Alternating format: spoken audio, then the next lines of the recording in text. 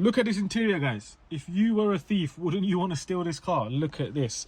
We have a G20 3 Series BMW in today for our Can Phantom Immobiliser. The customer's pride and joy is now protected. If a thief was to take the keys or clone the keys or anything like that and try to steal the car, this is what will happen. As you can see, foot on the brake, start the car will start and cut down straight away. It will not allow you to drive or anything like that. It is a hybrid, so that's why you didn't hear the car. So how do you start the car? Very, very simple. Start the ignition and you put in your unique pin code.